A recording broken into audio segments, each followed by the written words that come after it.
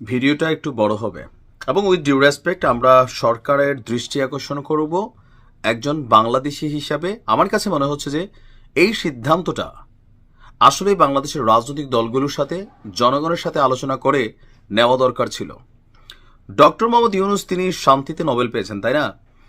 তো ওনার কাছে অনেক ধরনের শান্তি প্রস্তাব আসবে, কিন্তু বাংলাদেশের জন্য কল্যাণকর কোনটা, কোন সিদ্ধান্তগুলোতে বাংলাদেশের সার্বভৌমত্ব, নিরাপত্তা, জাতিগত ইস্যু এগুলা বা বহির্দেশের সাথে ঝামেলা পাকাইলে বাংলাদেশ কতটুকু বিপদে পড়বে না, বাংলাদেশকে মারা শুরু করলে ডক্টর ইউনূস সাহেব তখন উনিকে আলাদা কোনো ফোর্স ক্রিয়েট করবেন, বা কতটুকু আমাদের সেনাবাহিনীকে বা সার্বভৌমত্ব নিরাপত্তাকে গত 9 মাসে তিনি সক্ষম করেছেন আমরা জানি না। তবে এতটুকু আমরা দেখেছি, উপদেষ্টারা শত শত কোটি টাকার মালিক হয়েছে, পত্রিকায় নিউজ আসতেছে এপিএসরা কোটি টাকা কামাইছে, সার্জিস হাসনাত প্রত্যেকে পয়সাওয়ালা হয়েছে, সমাজের নাম টাম কামাইছে।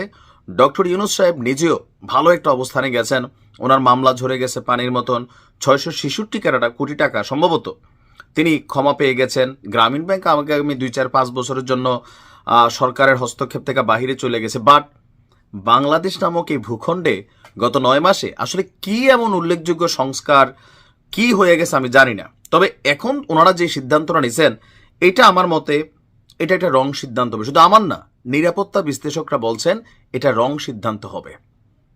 দেখেন, মানবিক কাজ বাংলাদেশ বহুত দেখাইয়া এই যে রোহিঙ্গাদেরকে প্রত্যাবাসন ইস্যুতে আমরা দেখলাম যে একটা বিরাট সিদ্ধান্ত, কিন্তু দেখলাম যে প্রেস সচিব শফিকুল ইসলাম মাঝে মাঝে প্রচুর তেল মারেন এবং মিথ্যা কথা বলেন, এরকমই মনে হয়। উনি এমন এমন কথা বলেন যে ইউনূস স্যাররা তিনি যতটুকু হাইলাইট করা দরকার থেকে বেশি বুঝাইতে চান, চাইয়া পরে আবার সত্যমিথ্যা সামনে আসে, তো মানুষ কি হয়, বিভ্রান্ত হয়। রোহিঙ্গাদেরকে ফেরত পাঠানোর কথায় আমরা যে খুশিটা হয়েছিলাম, উল্টা নাকি নতুন রোহিঙ্গা দেশে প্রবেশ করতেছে। এর মাঝখানে গণমাধ্যমে গতকালকে থেকে যে নিউজটা খুবই ফোকাসেবল সেটা হচ্ছে মিয়ানমারের রাখাইন রাজ্যে দুর্ভিক্ষের আশঙ্কা করছে জাতিসংঘ। ভালো কথা, এজন্য গৃহযুদ্ধে পর্যদস্ত রাখাইন রাজ্যে মানবিক সহায়তা পৌঁছে দিতে বাংলাদেশের কাছে জাতিসংঘ করিডোর দেওয়ার অনুরোধ করেছে। জাতিসংঘের তত্ত্বাবধানে শর্ত সাপেক্ষে মিয়ানমারের বেসামরিক লোকজনের জন্য করিডোর দেওয়ার নীতিগত সিদ্ধান্ত নিয়েছে বাংলাদেশ, মানে ইউনূস সরকার, এটা বাংলাদেশ বলা উচিত না। রোববার বিকালে আমরা যখন এই তথ্য পেলাম তখন আসেন এটার সমস্যা, পজিটিভিটি, নেগেটিভিটি কি এগুলো একটু বোঝার দরকার আছে। জাতিসংঘ ডক্টর ইউনূস সাহেবের কাছে একটা আবদার করছে, তিনি তার জায়গা থেকে নোবেল টোবেল পাওয়া ক্যারেক্টার, তো তিনি ভাবলেন যে আমরা দিয়েই দেই, কিন্তু দিয়া দিলে সমস্যা কি, মানে এটা নিয়ে কিন্তু জামাত তাদের প্রতিবাদ জানিয়েছে, বিএনপি তাদের অবস্থান জানিয়েছে। মিয়ানমারের রাখাইন রাজ্যে মানবিক করিডোর দেওয়া নিয়ে উপদেষ্টার বক্তব্য, পররাষ্ট্র উপদেষ্টা এতটুকু আপনাদের বলতে পারি, নীতিগতভাবে আমরা এতে সম্মত, কারণ এটা মানবিক সহায়তার পথ হবে। এরকম মানবিক সহায়তা আমরা রোহিঙ্গারা দেখাইয়া আজকের দিনে কিন্তু বাস খাওয়া অবস্থায় আছি। খালি এক একজন আওয়ামী লীগ সরকারে আওয়ামী লীগ মানবিক হইতে চাইছে, ইউনূস সাহেবও মানবিক হইতে চেতেছে, দিন শেষে দেশের কিন্তু 12টা বাজে গেছে। এগুলোর সমাধান আর এসে কেউ করতে পারতেছে না, খালি আলোচনার কথা, স্ট্যাটাসের মধ্যে সীমাবদ্ধ। ইউনূস সরকারের মেয়াদ আছে আর গুইনা ভাই 8-10 মাস। এই রোহিঙ্গা সর্বে আপনার মনে হচ্ছে, তৌহিদ সাহেব তো বলছেন আগামী 2 বছরে একজন রোহিঙ্গা যাবে না, কিন্তু মাঝখানে আমরা খুব তাল তুল দিয়া একদম তালি টালি দিয়ে ওনারে গাছে তুলে ফেললাম। করিডোর বাংলাদেশের জন্য কতটুকু নিরাপদ হবে? সম্প্রতি জাতিসংঘ বাংলাদেশকে জানিয়েছে যে রাখাইনের সহযোগিতা করা দরকার, রোহিঙ্গা না সেখানে যারা আছে। আচ্ছা, এখন আমরা দেখি যে এটার পজিটিভ নেগেটিভ কি হয়। আমাদের নিরাপত্তা বিশ্লেষকরা বলছেন বিশ্বের খুব কম মানবিক করিডোরই নিরাপত্তা ঝুঁকির বাহিরে আছে, মানে যেই দেশটা নিরাপত্তা ঝুঁকিতে পড়া যাবে যদি মানবিক করিডোর দেয়। কেন মানবিক করিডোর দেওয়া হয়? সাধারণ নাগরিকদের জন্য। তবে এই ধরনের করিডোর চালু হলে সেই অঞ্চলে থাকা বিদ্রোহী বা সন্ত্রাসী গোষ্ঠীরা সেই পথটাকে নিরাপদে ব্যবহার করে থাকে।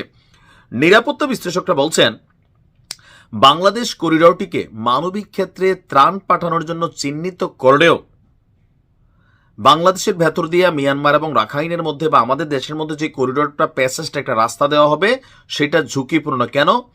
আরাকান আর্মিকে কোণঠাসা করতে সব সরবরাহ আটকে দিয়েছে কে? মিয়ানমারের জান্তা সরকার, মানে ক্ষমতাসীন সরকার।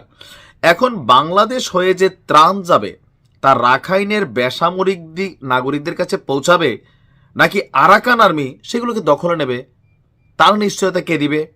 কারণ এই অঞ্চলটাকে তো কে আটকাইতেছে? এটা আরাকান আর্মি শাসন করতেছে, যে খাগড়াছড়ি বাংলাদেশ দিয়া যেই করিডোর বা প্যাসেজ চট্টগ্রামের ভিতর দিয়ে ক্রিয়েট করার কথা আলোচনা চলছে, এই অঞ্চলে বিশ্বে মাদক, অবৈধ অস্ত্র পাচার সহ নানান আন্তঃসীমান্ত অপরাধের অন্যতম রুট হিসাবে পরিচিত।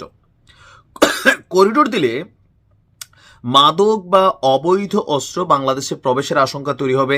এছাড়া মিয়ানমারের রাখাইনের বর্তমান কোনো স্বীকৃত প্রশাসন নেই, ফলে সেখানকার অস্বীকৃতদের সঙ্গে কোনো ধরনের দর কষাকষির আলাদা ঝুঁকি আছে। সেই সঙ্গে অন্যান্য নিরাপত্তা ঝুঁকি তো আছেই।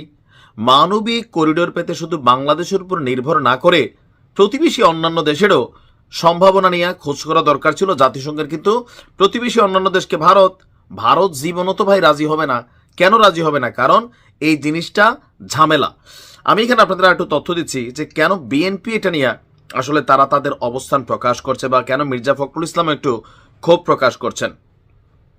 তিনি বিষয়টাকে আবার ব্যাখ্যা দিয়েছেন যে আরাকান আর্মিদের সঙ্গে যোগাযোগের জন্য একটা হিউম্যানিটেরিয়ান প্যাসেজ অর্থাৎ মানবিক প্যাসেজ বাংলাদেশ দিতে চাচ্ছে।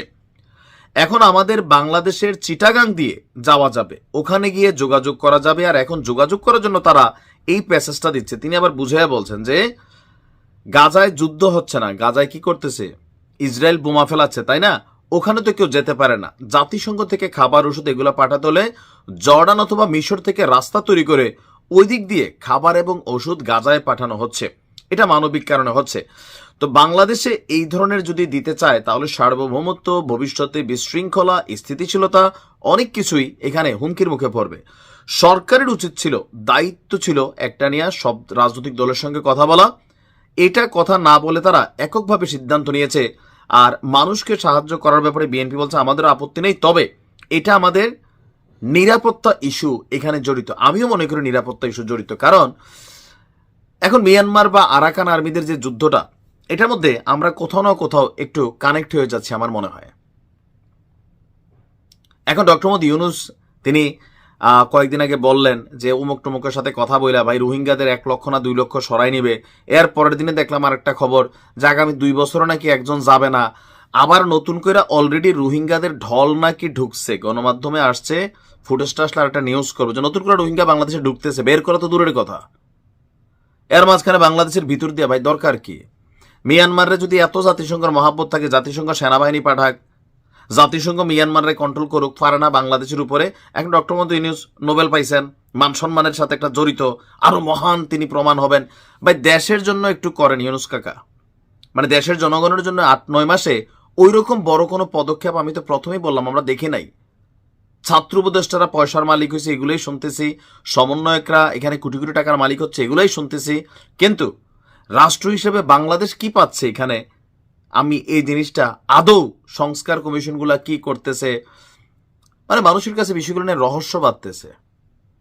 বিএনপি আবার জিজ্ঞেস করছে কোন জনগণ আপনারে বলছে যে তারা নির্বাচন এখন চায় না, তারা ইউনূসের উপরে মানে নির্ভর করে বসে আছে। গতকালকে ওনার বক্তব্যের পরে বিএনপি আবার এটা নিয়ে একটা কাউন্টার মারছে। তো সবকিছু মিলিয়ে আমার কাছে মনে হচ্ছে যে এই ডক্টর মোহাম্মদ ইউনূস সরকার অনেক দিকে ভালো, পজিটিভ, কিন্তু এমন কোনো সিদ্ধান্ত নিতে পারে না এই অন্তর্বর্তী সরকার যেটা বাংলাদেশের সার্বভৌমত্বের সাথে জড়িত। কাদেরকে খুশি করার জন্য এই সিদ্ধান্ত? এক রোহিঙ্গার ফোজায় বাংলাদেশ এমনি বাঁকা। এগুলার যে এক একজন এসে নিজেদের ভাবমূর্তি উজ্জ্বল করার জন্য এই সকল ঘটনাগুলাতে জড়িয়ে যাচ্ছে, যেটা দেশের নাগরিকদের জন্য, ভবিষ্যতের জন্য হুমকি, এগুলো আসলে বিচার বিশ্লেষণ কার সাথে করা হচ্ছে? আমি জানি না যে এই সিদ্ধান্তগুলো কতটা আত্মঘাতী হতে যাচ্ছে বাংলাদেশের জন্য, এবং এজ এ বাংলাদেশি হিসেবে আমি বিষয়টাতে কনসার্ন করি। ভালো থাকুন।